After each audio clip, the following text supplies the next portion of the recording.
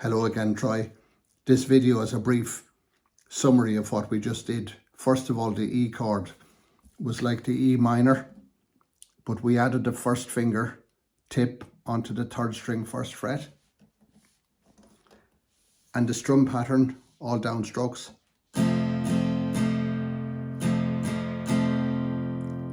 And I'm on the top 4 strings with that.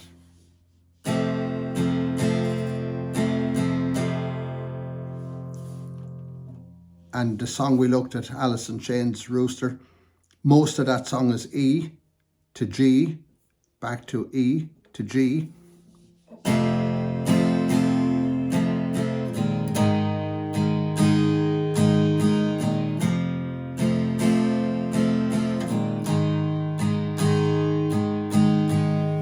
And then a section of it went from A to C add9, and I should have said the capo's on the first fret. We're in standard tuning. A chord, if I just take this out, we had a double slide.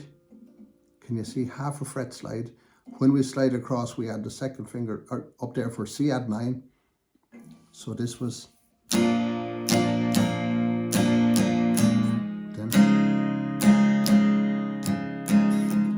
and back.